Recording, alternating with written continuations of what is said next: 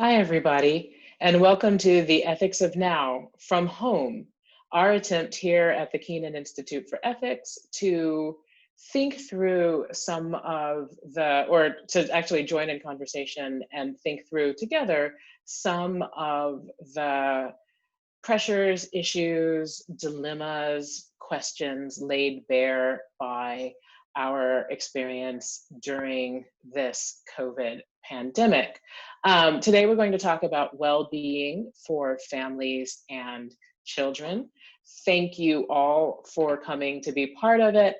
As you may know, if you've been to one of these things before, you're just going to see me and today's guest, Anna Gassman-Pines, on the screen. But there's a team of folks in the background from Keenan who are working to make sure that things go smoothly. So if there are technical issues, storm-related drama, if I disappear from the conversation again, trust that someone is there to help you out. I'm going to speak with our guest for about 35, 40 minutes until 7:40, and then we're going to take your questions. You'll note that your chat function has been disabled, so please submit your questions via the Q&A function, which should be about right there for you. And we will try to get to as many of them as we can during the question and answer period. And feel free to submit those questions as they occur to you mid-conversation or during the Q&A period. We will keep going until about 8 o'clock, and then we'll wrap it up. After this is over, then we will send out a link to this recorded session. So you can continue to think about the issues that come up and revisit the conversation about them. So with that, I'm going to get started. It is my great pleasure to introduce my colleague, Anna Gassman-Pines, who is Associate Professor of Public Policy and Psychology and Neuroscience here at Duke. She is also the faculty affiliate for Duke's Center for Child and Family Policy. She received her BA with distinction in psychology from Yale University and her PhD in community and developmental psychology from New York University. Her research focuses on a lot of the things we're going to talk about tonight: low-wage work, family life, and the effects of welfare and employment policy on child and maternal well-being in low-income families. That research has been supported by grants from various private foundations and from a host of national organizations, including the NSF, the American Psychological Association, the National Head Start Association, and the National Institute of Mental Health.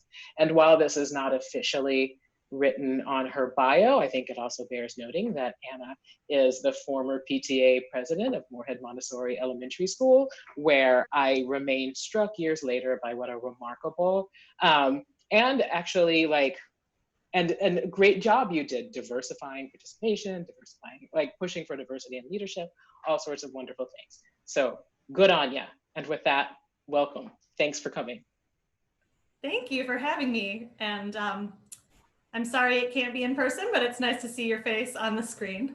It is. So Anna and I have not seen each other in weeks, but we did see each other's children yesterday when they graduated from the 5th grade on their way on to middle school. And I've been thinking a lot about, as you are too, as we were just bonding over what on earth are we going to do as we try to navigate all of this over the coming weeks and months. But I've been thinking a lot about the Durham public school systems and the role that it plays in Durham locally.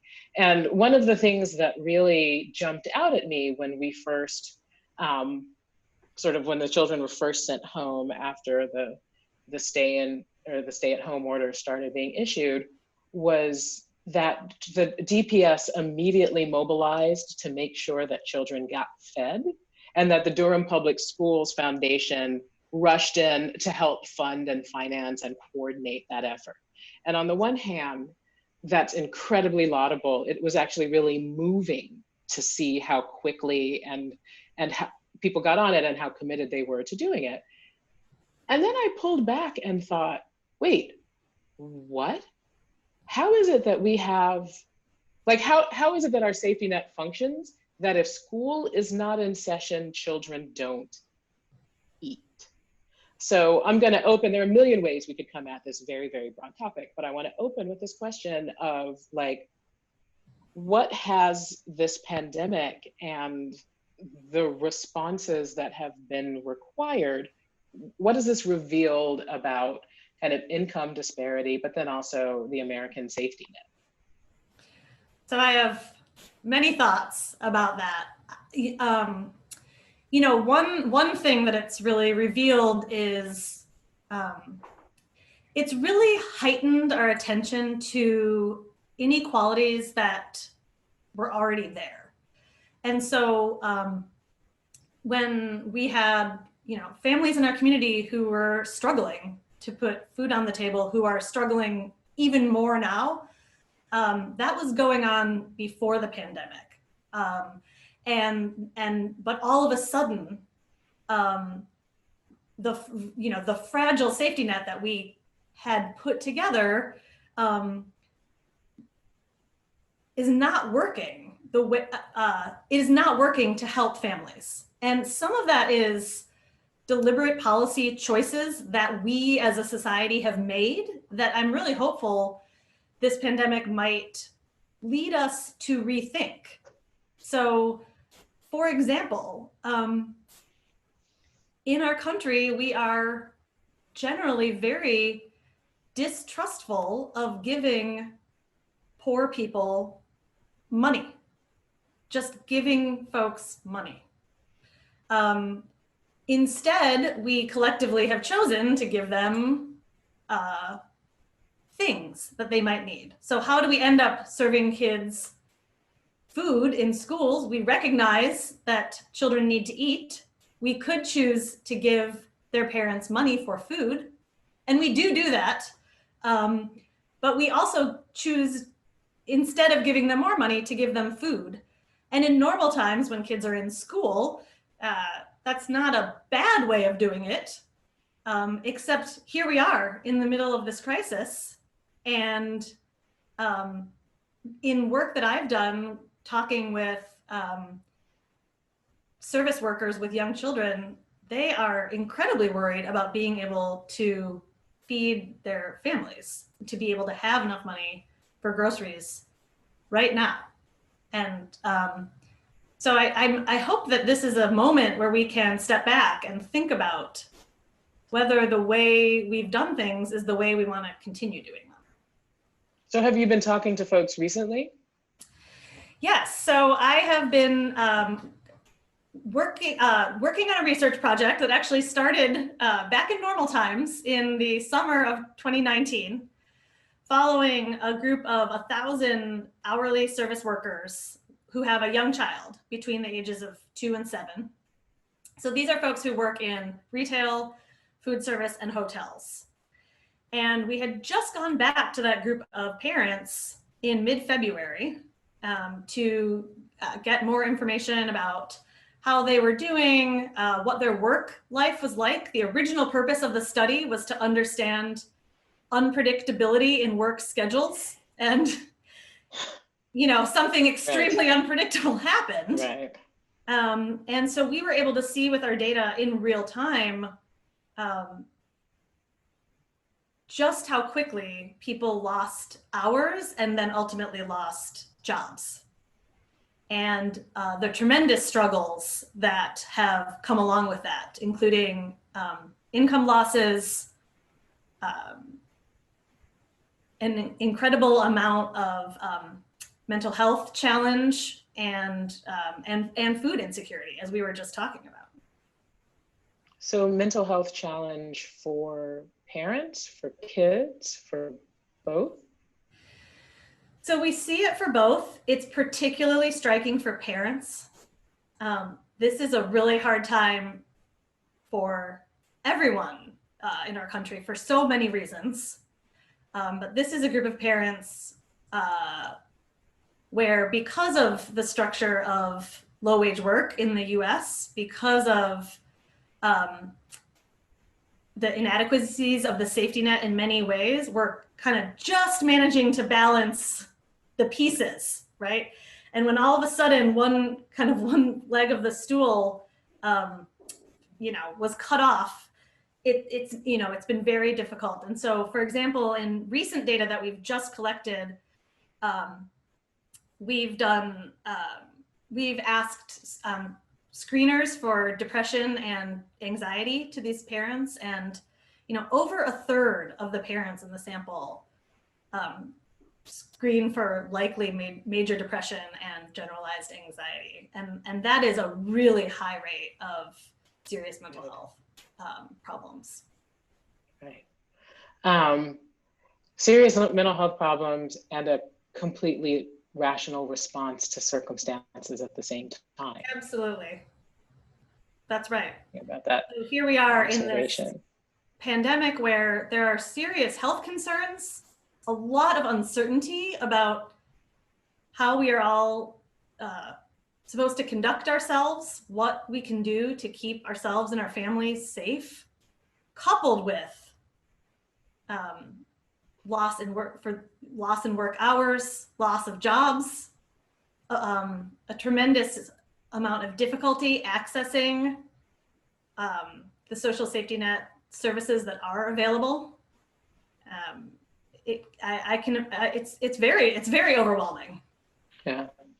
It's also, I've been thinking, even independent of thinking about the amplifying effects of kind of mental distress, I'd been thinking about home and what it means, right? And, I keep joking that we're in the Lentz family bunker, and, and it's both ridiculous and exhausting, but also very sweet on some level. But it's not the case for everybody that home is a refuge. Right. And one big concern that's come up that I don't think we really understand the full extent of is our teachers, our frontline adults who are keeping an eye on kids outside of the home. Teachers are the number one group of people who help us identify when families are struggling, when there might be issues of child maltreatment, and reports of suspected child maltreatment have gone way down during this pandemic. And it's probably not because child maltreatment has gone down, but because the way that teachers are able to do that is by seeing kids day in and day out in those schools, face to face, getting to know them, getting to know their families. And I don't think that Zoom lessons, to the extent that they're happening, are filling in that crucial role that teachers play as a group of adults who are keeping an eye on kids. Yeah, we're going to talk about education in the Ethics of Now next week, but I will just bookmark it and say right now, you sort of know that, right? I always reference The Wire. This is sort of the lesson of The Wire, where each season is about a different thing, and season 4 is about the schools, and all of the pieces come together, right? But what's amazing is how many things we rely on teachers to do that are not teaching, right? And don't even acknowledge that we're relying on them to do it, right? So this that you're talking about is sort of like, almost not quite social work, but the kind of responsibility and reporting that would come from working with defects, right? And we shouldn't. I don't know what the alternatives are, but my thought is that responsibility should be more broadly shared in the best and the worst of circumstances. I think that's right. We have in North Carolina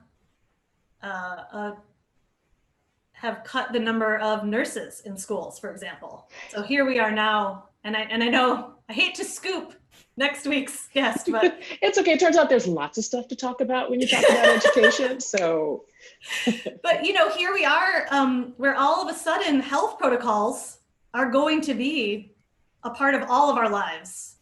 In whatever way reopening or moving forward happens, it is almost certainly the case that health protocols are going to be part of it. And, we have drastically cut the number of nurses that we have in schools who were the ones looking out for child health in that setting. There was some part of me that was going to say, that what we're talking about, the sort of related things, the sort of the way that health care and care work could be invigorated, food insecurity and how we alleviate it. Like, we're talking about children and families, but this is also it is very much a narrative of failing our adult fellow citizens as well, or fellow community members, citizens or no. But there's something, like, what is it about children, you think, that mobilizes our capacity to empathize? And do you think that capacity to empathize then stops when they turn tall, deep voiced, get the caterpillar on their lips? Like, what? Yeah, I mean, it's a really good question. I think, children require so much of us. They can't, early on especially, they really can't do anything for themselves, and then they get somewhat competent. But they really require so much from all of the adults. And even in the best of circumstances, being a parent can be very overwhelming at times. And I think we tend to have this view that children are innocent. They're not the ones who are making bad choices, right? And so we can we societally, are able to see them as sort of innocents who are deserving of our collective support. And that's actually a pretty big, that's been a change over time. So one thing that I do when I teach US poverty policy at the Sanford School is I start every time on the first day of class, we read the 1501 Elizabethan Poor Law. We read the actual text of the Poor Law. It's and like in many ways, so as a historian, I thought you would like that. But, in many ways, it frames all of the value conflict and tensions that we talk about in the class. So should we give people money, or should we give them in-kind benefits? What do we expect of the elderly? How should we think about what we would now in modern times call able-bodied adults? Do we expect people to work? And in that Poor Law, it says, children who have a parent who is disabled or blind, or can't work, the child is responsible. The child is the one who has to go to a workhouse, who has to pay the debt to society if they live in a household or in a family with an adult who can't work. And so that's a pretty big change, right? In many ways, we haven't changed. We're still having a debate about money versus in-kind benefits. But here's one place where we have evolved and said, this is not children's fault. They are not responsible for quitting school and working in order to support their families. Although some still do, right? Many adolescents do, that's true. Yep, in a lot of families. A lot of adolescents, teenagers are working and then contributing to their household income. That's absolutely right. And is that's shifting? I mean, are there jobs for teenagers anymore? Like, I worked in the food court in the mall when I was in high school, but there are no malls, so I presume there are no food courts. And if all of this, the kind of labor that we're talking about having fallen out while in this spring, it's chock full of teenager income generating jobs. That's exactly right. I do not think there are going to be jobs for teenagers. Certainly not the kind that there have been in the past. So, all those jobs in retail, no one's going shopping for sneakers. In North Carolina, a lot of jobs in the tourism industry, similarly, I'm sure not there. And so, yeah, that could be an additional strain for a lot of families. Right. And again, to go back to the mental health stuff, the sense of responsibility that children bear and very adult-like frustrations at not being able to, children, I mean, teenagers, the children that we tell to pretend like they're adults until they actually are. But you know, that but there's a sense of responsibility that they. That's right. But especially teenagers really do know what's going on. They're very, you know, they're really paying attention to what's going on in their community as well as in their family, and are certainly affected by economic crises. I mean, even in my prior work in just a normal economic downturn, not paired with a global pandemic. Even when teens' own parents continued to be employed, when they were seeing job losses in their community, their own well-being suffered. So they really do start to worry, you know, about their own opportunities, about whether they'll be able to get jobs when they need one, whether their parents might lose a job.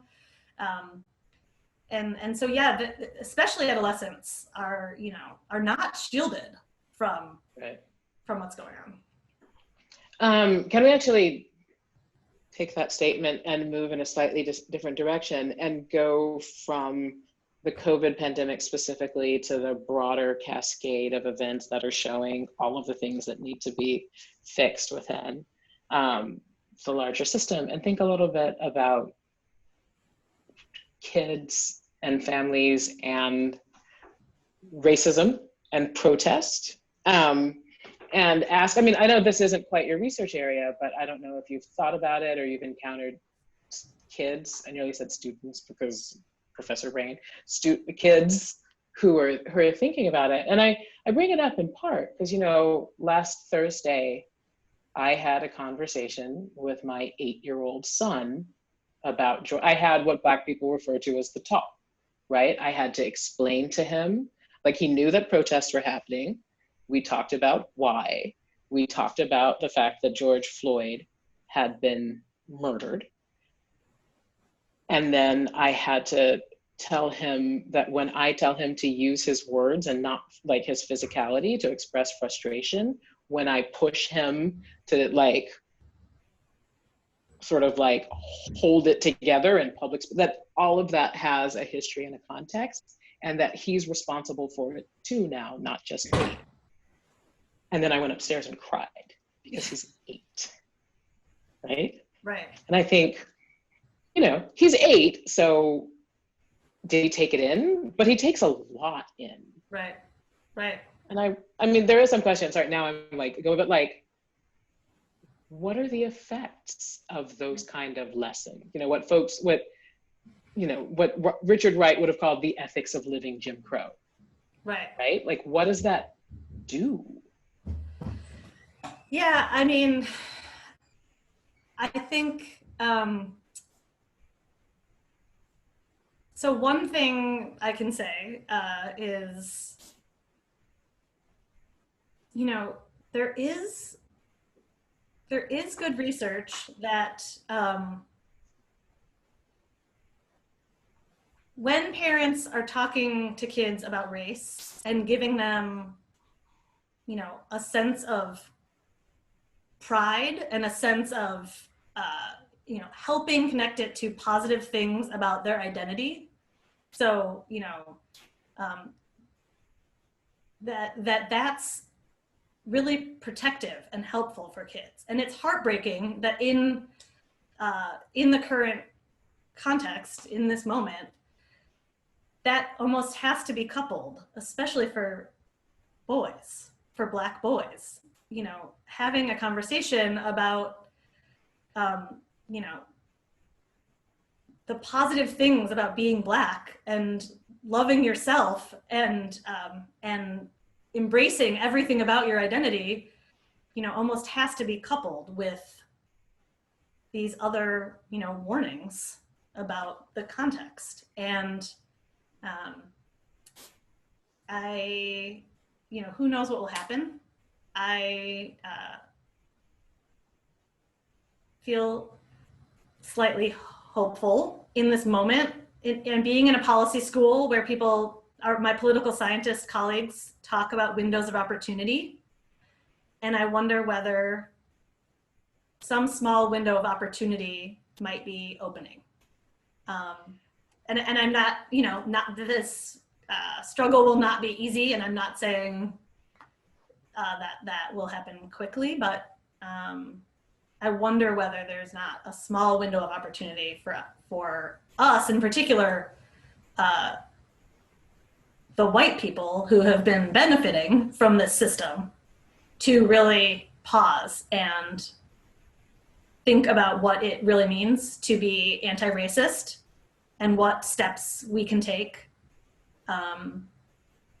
I have been seeing it in my own network in the Sanford School at Duke, happening with more seriousness of purpose than I've seen before. That's nice to hear. Right? And also happening with a serious of purpose, that's not just about going and asking Black people how to do it, right? That's the two, like, that we are responsible for, or y'all, not we, I mean, but we are responsible for it. Right. So do you see that window of opportunity with the kind of shifts that we need to make in policy around income disparity or food security or all of the other things that feed these other the other topics that we've been talking about? Do you see that window of opportunity in your research world too? So, and they're actually, the issues are connected, right? So for example, we have what could be at best described as a patchwork of privately provided access to paid family and medical leave in most states in the US, including North Carolina, where if you're lucky enough to get a PhD and get a job at Duke University, you can get a very generous and have very generous paid leave when you have a new child, when you welcome a new child into your family, or if you have a family health crisis and you need to take time off of work because an aging parent has a fall and needs to be cared for. So we're really fortunate because we work at Duke and Duke provides us with that benefit. But the vast majority of workers, and especially low-wage workers, do not have access to any kind of paid family or medical leave. So what we have is the Family and Medical Leave Act, which is a federal policy, but it's unpaid. And it's really hard for people to take unpaid leave. That's just not economically feasible for a lot of families. It's also really hard to access because there are a lot of rules about who's actually eligible for it. And so it turns out that in North Carolina, for example, less than half of workers, this is supposed to be a universal program, but less than half of workers can actually access the basic protections of the FMLA. Could we be in a moment where we step back and say, if this pandemic has taught us anything, it's that people can get really sick and have to take time off of work, or have a parent who gets really sick and needs to be cared for. And I, as the person in the middle generation, need to take time off of work to care for that parent.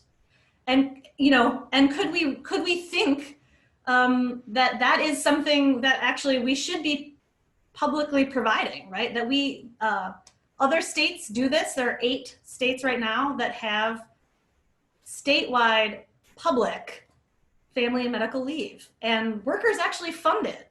They pay the premium. They're paying in. Like, it costs about the cost of a cup of coffee a week to know that if you have to take time off of work because your mom gets really sick, you can get some of your earnings anyway while you're away from work. And I wonder whether we're in a bit of a window of opportunity about that too.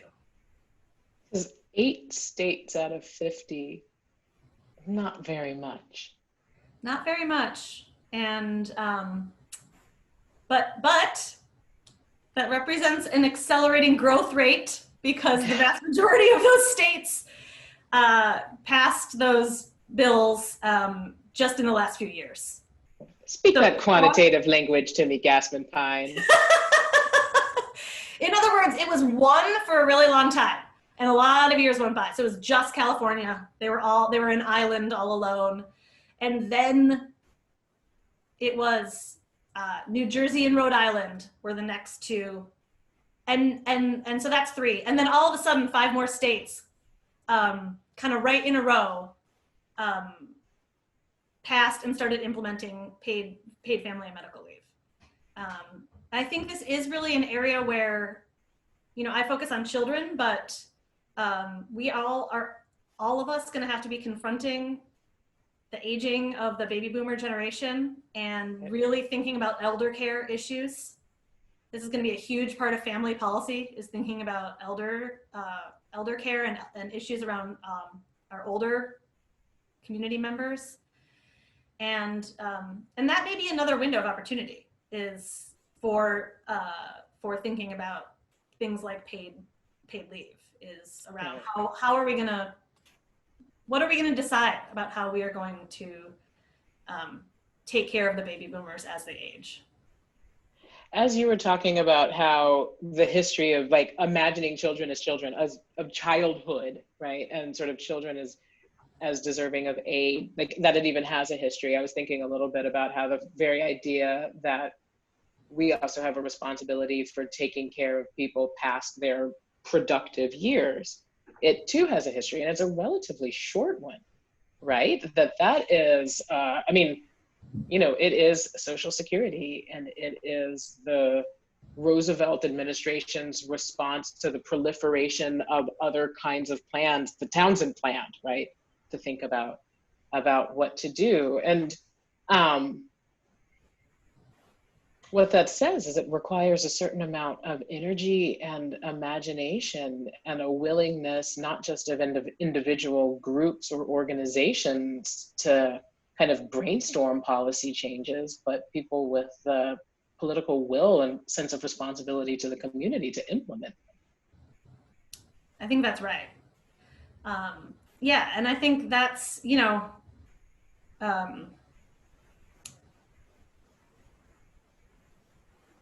it will be it takes a big effort. That's going to be a huge effort, and a lot of political capital will be spent if it happens. But it would also reflect, what if North Carolina were the first Southern state to have paid family and medical leave? Like, what would that say about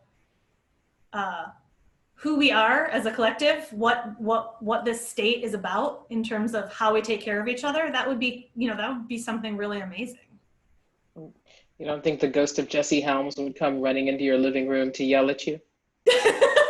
Just be like, look at you coming down here from Wisconsin and proposing your crazy Yankee ideas. This is actually, it's a sort of random question, but I'm curious. So how did you come to work on children?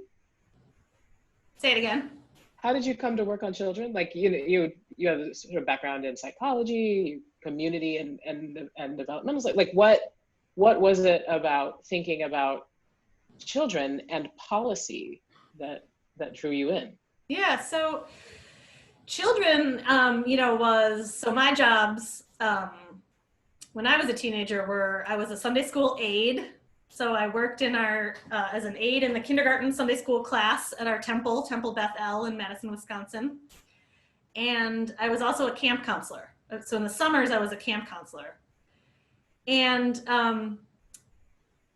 those jobs are, if you like kids, they're really, they're really fun. But you also, you see a lot of different kinds of kids, a lot of different kinds of backgrounds, and some kids are struggling and some kids seem to be doing great. And, I kind of always wondered why, what can we, and more than why, right? But like, what can we do?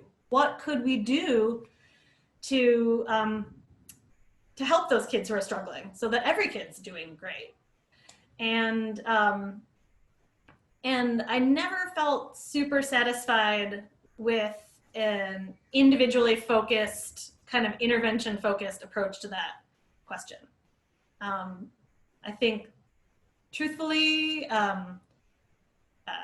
both of my parents, one of whom is a lawyer who works a lot on all sorts of kind of economic, racial justice issues, women's rights issues, and my mom, who herself was a social worker and then policy maker. Kind of like in our house, there was a lot of systems change oriented conversation going on, and like,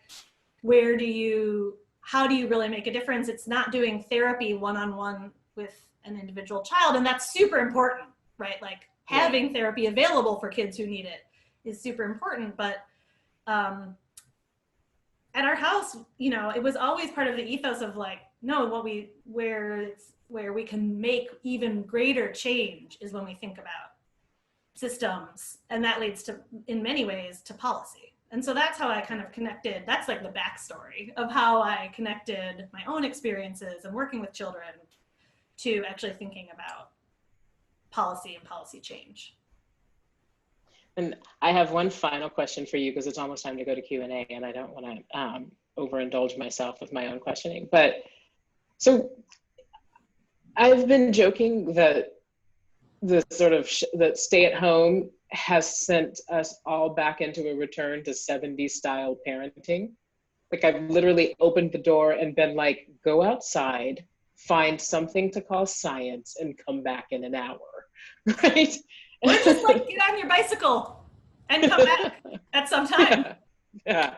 And I wonder, like, do you think, like, is there something, maybe it's not, maybe this is too like guesswork a question, but do you think that there is going to be something generalizable that we can say about how our children mark their experiences of parenting in this period? Right? That would be so fascinating to see. Won't it? Yeah. Yeah. And in a lot of ways, I think it may be having the consequence of reducing disparities, right? So when we think about income disparities and, you know, who is constantly driving their children to a bunch of enrichment lessons with the goal of preparing them for AP calculus so they can get into a good college. I want my child to graduate with a BA with distinction from in psychology from Yale. That's right. And who is, you know, trying to juggle just getting to work and maybe trying to have a side gig so that you have enough money to pay your bills, right? All of a sudden, you know, no one's driving anyone to enrichment activities, and we're all seeing that that's okay. Yeah. And you know, I wonder if we'll all pause and think about whether we need to go back, and whether that may be a way that, you know, one way that disparities happen is like the people with a lot of advantage just take more and more, right? And so they're just growing away, you know, we are growing away from everyone else. And I wonder if one thing that will happen is those disparities will be reduced because, you know, no one can drive anyone anywhere right now. Right. And because we've discovered that having kids design their time and what they do within it isn't bad. And in many ways, it's different from what we're used to. Yeah, that it's actually probably good. But anyway, on that note, I'm going to turn to the Q&A. And I'm going to hit you, because I read the questions and you answer them with the first question. Do you have suggestions for how to monitor child welfare and maltreatment in a Zoom world? What are the signs to look for when communicating on Zoom? Oof, this is so, I will say, as not a clinician, I am hesitant to to overstep here. I think the biggest issue is to this person who asked the question, it's great to be thinking about it and to be thinking about really, frankly, investing in our social services, in your community, wherever you might be. I think, our social workers are another group of, it turns out, very essential workers whose work has been devalued, not taken seriously, and that's another thing that I think this pandemic has revealed. So I'm not sure any of us can be, on Zoom necessarily helping an individual kid, but if we can be thinking in our local communities or in our states, what can we advocate for in terms of investing in social workers, in social services to provide, more support? I think that's where I think ultimately that will at some point help carry us forward and help those vulnerable children who need it. So I think that this question is a good follow-up to that answer. This person asks, you mentioned political will is needed to make meaningful policy changes like paid family leave, or let's say investing in social work, or these sort of broader things, supporting people who do the work for us. What do you advise to drum up that political will, especially across party lines? Conservatives are often the most resistant to direct monetary aid, yet the family unit is still a key talking point for the conservative base, especially in rural areas. How to get the politicians on board with policies that actually improve families' lives? So, I think in some ways, wise questioner, you answered your own question. I think really meeting people where they are, and that it's completely true. Taking care of families, helping families be strong, even thinking about the family unit, right, as like a meaningful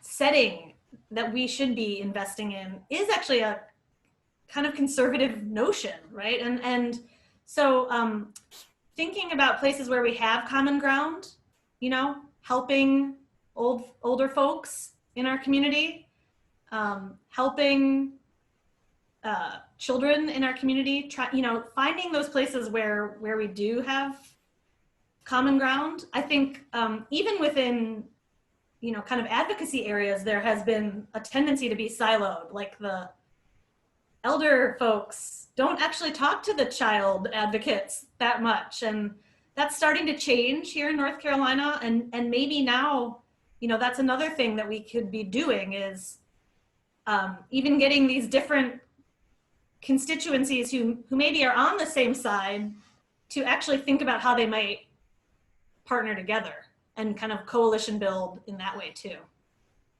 And I know I sound like the broken history record, but I would also add that a lot of the things that we think of as intractable party positions, or that belong to people who label themselves conservative or label themselves liberal, actually have their own histories, right? That different policies were embraced by different groups of people, that we've sort of come to 2020. But if you look at the way that people were talking about women and children, as they used to, sort of pair up together right. in the 1920s or the 19, that this concern didn't belong to particular groups alone. Figuring out the common ground, agreeing on the policy itself has a political history, but that we are not beholden to the way that we imagine politics right now. Right. In order to enact the kind of changes that we need.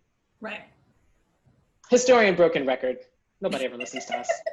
Are there any big, possibly idealistic policy proposals you're excited about? Well, as you can tell, I am a big fan of paid family and medical leave. That is a policy that has, honestly, and this is really hard to find, basically no downside and all upside. oftentimes in policy analysis, we're balancing, pros and cons. We're trying to think about, and people's pros and cons may be different and they may be weighted differently, right? But we're often, when we're thinking about a policy, we're like, okay, well, that not great thing might happen, but this really good thing would happen. So on balance, that makes sense. Paid family and medical leave, which to be clear would be a huge lift if we could do it in North Carolina.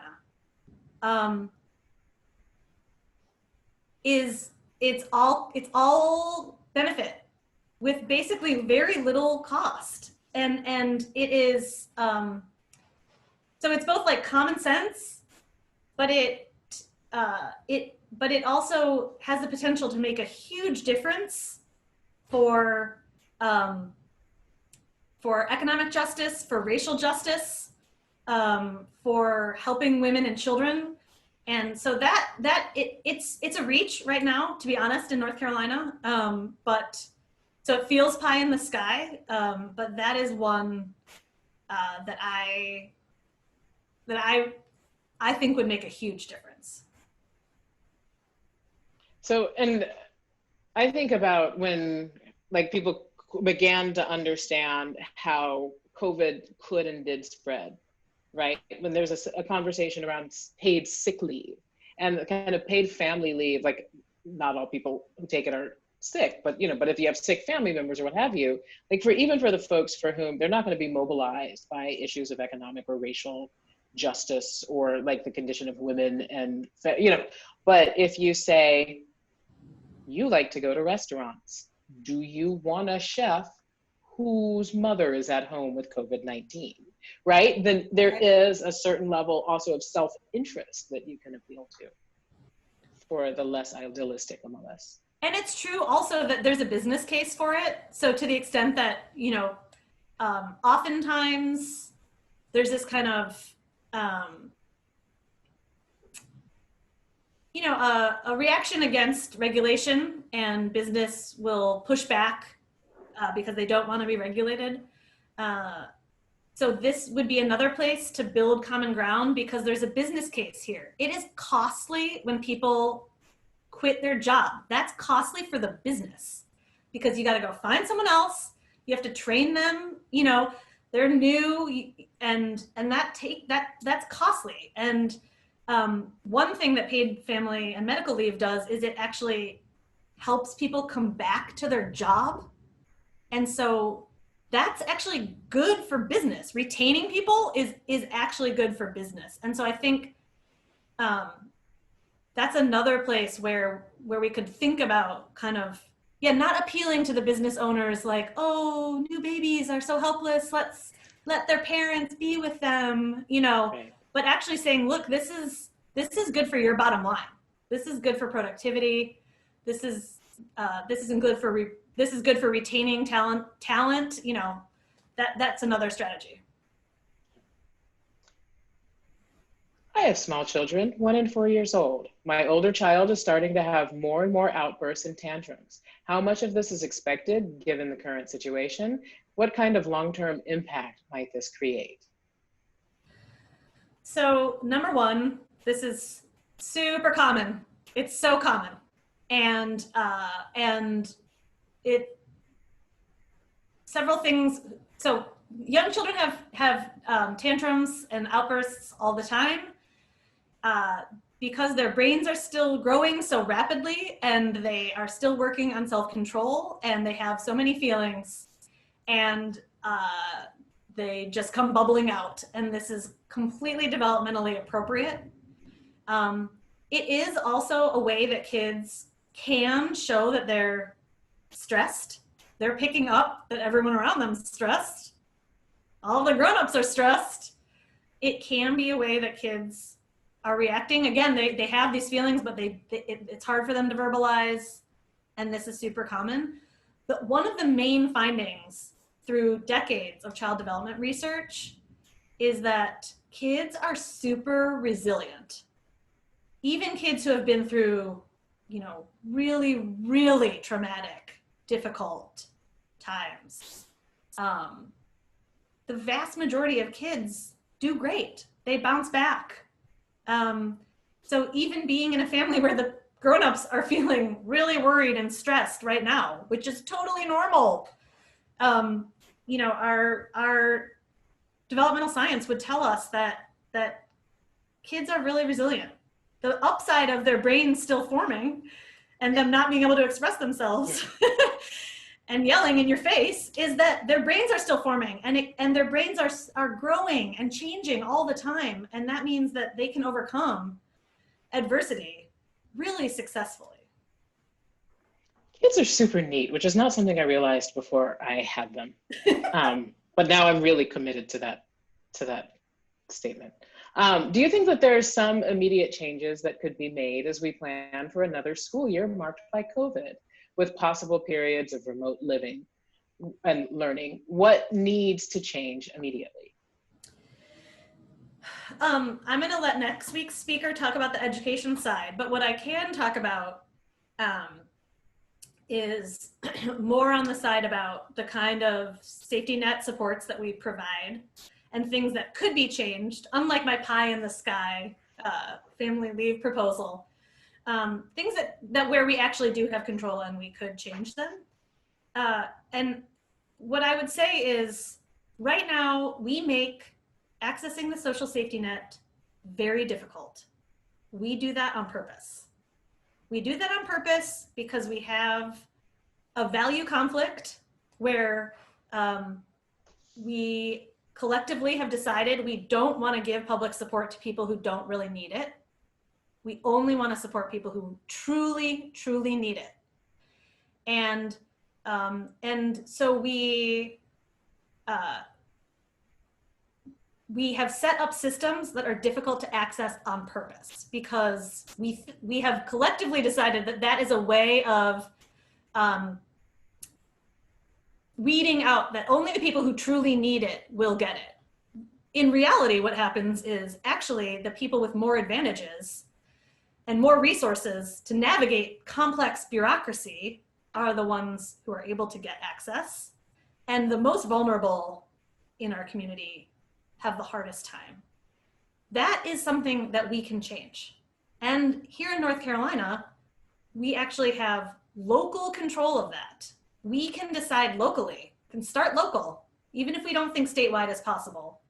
Each of us can start advocating for that in our own community, in our county, to make these systems more accessible, to think about processes that are easier for people, to think about applications that are easier, to try to do everything we can to make sure that the people who really need the services don't have to go through a ton of red tape. That's something that would make a tremendous difference right away, and where we have a lot of local control. And this is something that, I mean, your answer to the question of like, where are some of the problems? This is something that we saw play out with the added benefits that were supposed to be a response to COVID-19, right? Where just all of this was available and some tiny percentage of families actually got the money, right?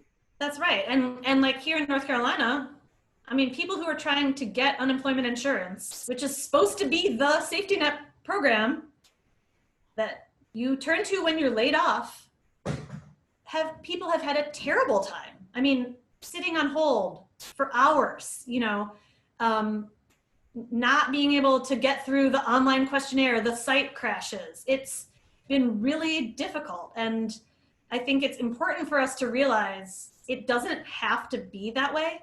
We don't have to make things like unemployment insurance hard to get. We've chosen that.